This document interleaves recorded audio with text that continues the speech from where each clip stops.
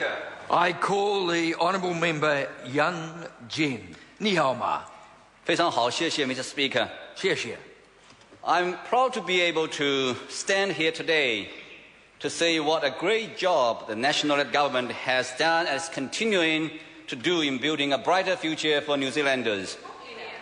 By getting on with the job of responsibly managing the government's finances, building a more competitive and productive economy, delivering better public services, and rebuilding Christchurch, National is delivering on making New Zealand the best place to live, raise children, and retire comfortably.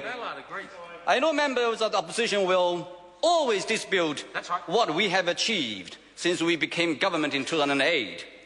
Mr. Speaker, it goes without saying that despite having experienced a global financial crisis, which unfortunately is continuing in many parts of the world, New Zealand is well positioned to grow and prosper.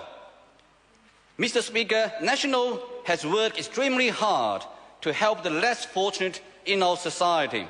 But more importantly, National recognises that economic development is the key to giving people a better standard of living.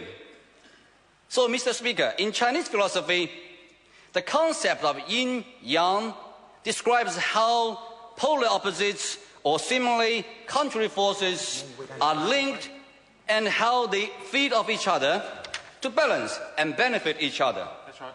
Now, Mr. Speaker, I am not referring to National's relationship with Labour or the Greens, but to our growing relationship with China, the second largest economy in the world.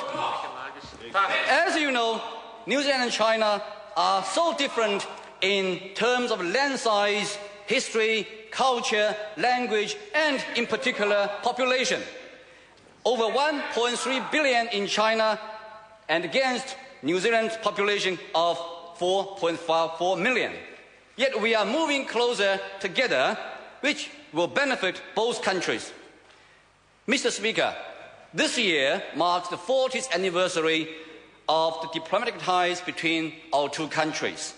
I have been to numerous events to commemorate this auspicious year. Now, many of these events are organized by local Chinese communities in New Zealand who are all proud of both all proud of their mother and adopted countries. So, Mr. Speaker, China's continuous growth has benefited New Zealand as our trade with China has expanded enormously.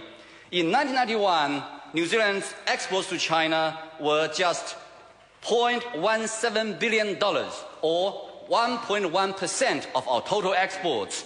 In 2001, it was $1 billion, or 3.3% of our total exports. In 2008, we signed a free trade agreement with China. Here, I would like to acknowledge the then Labour government. Unfortunately, the current Labour Party no longer has strategic views which are essential to our economic growth. They are living in poverty of ideas. For instance, they no longer support our foreign investment. Now, Mr. Speaker, after the FTA was signed in 2008, two-way trade between New Zealand and China grew by 150% in 3 years. In 2001, the volume of bilateral trade reached $13.3 billion. In a year ended March 2012, New Zealand's exports to China reached $5.9 billion, or 12.5% of our total exports.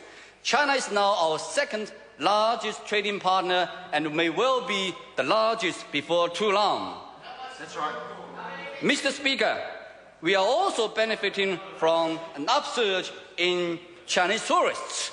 In the year ended June 2012, Chinese tourists numbered 175,000, a rise of about 43,000 over the previous year. Tourism supports nearly 1 job in 10 in New Zealand and directly or indirectly contributes almost 10% of New Zealand GDP. Mr. Speaker, Already ordinary New Zealanders are reaping the benefits of National's economic plan, which invests in our future, in their future. Sorry to interrupt the Thank you. honourable member. His time has expired. Members, the time for this debate has expired. Call on private and local order of the day number 1. Hutt City Council Graffiti Removal Bill Committee.